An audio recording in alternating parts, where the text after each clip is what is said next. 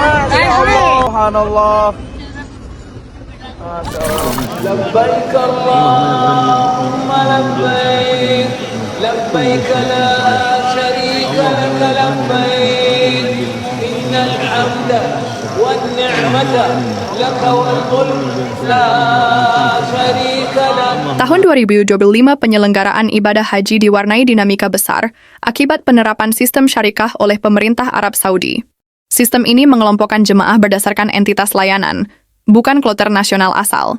Dampaknya cukup signifikan bagi jemaah Indonesia. Di antaranya, ada yang terpisah dari keluarga, terpisah dari petugas kloternya, terpisah hotel dengan rombongan, terpisah dari barang bawaan, bahkan jemaah lansia terpisah dari anak atau pasangan yang mendampingi.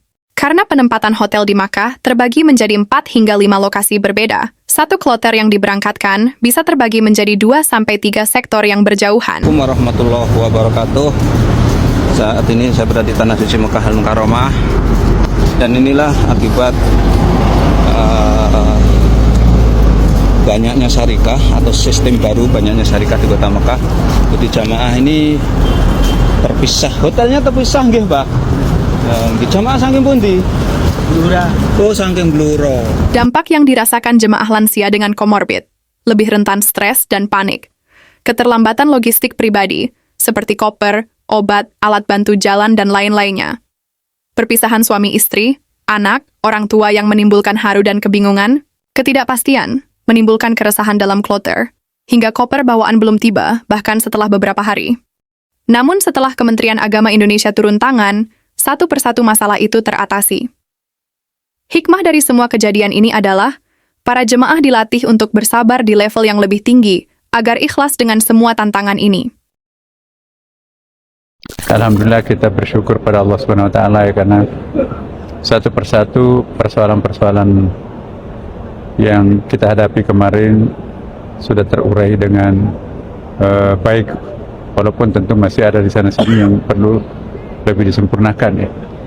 Tentu ini kita bisa maklumi karena banyak sekali perubahan dari tadinya satu syarikat menjadi 8 syarikat ya, jadi anak tangganya loncat menjadi 1/8 kan. Tentu dengan segala konsekuensinya.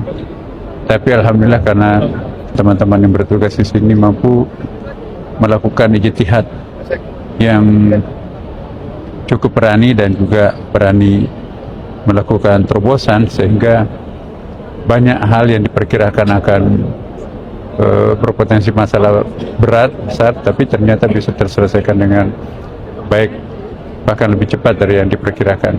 Alhamdulillah semua bisa ditangani dengan baik. Namun perlu kami infokan bahwa di Indonesia ada berbagai golongan jamaah haji, dari haji reguler hingga haji furoda. Khusus di tahun 2025, pemerintah Saudi Arabia tidak akan mengeluarkan visa haji furoda non-kuota. Begini penjelasannya. Ada 3 macam haji yang ada di Indonesia. Pertama adalah haji reguler, bayarnya 25.500.000, itu Departemen Agama. Nunggunya berapa tahun? Antara 30 dan 40 tahun. Ini yang resmi ya. Lalu yang kedua adalah haji ONH plus, haji khusus, tapi tetap dari Departemen Agama. Kalau ada orang menawarkan haji ONH plus langsung berangkat, itu kayaknya dipertanyakan, ya kan? Jadi ONH plus itu berapa tahun? Antara 5 dan 7 tahun. Dan itu bayarannya berapa? 200 juta ya. Tapi harus nunggunya adalah antara 5 dan 7 tahun. Lalu yang ketiga adalah haji foroda. Haji foroda itu bisa berangkat, tapi kalau ada orang menawarkan haji forodanya di bawah 300 juta, patut dipertanyakan. Haji forodah itu lebih kurang itu harganya 400 juta. Jadi supaya terhindar dari hal-hal yang seperti ini, 3 haji ini yang harus kalian pertanyakan kalau sebelum mendaftarkan haji. Caranya gimana? Kalau ada orang menawarkan haji, tanya, ini haji apa nih? Visahnya apa nih?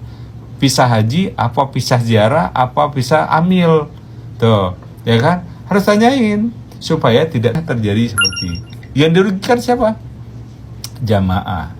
Udah hajatan, udah walimatus safar, akhirnya nggak jadi berangkat. Itulah salah satu fungsi sistem baru yang diterapkan pemerintah Saudi.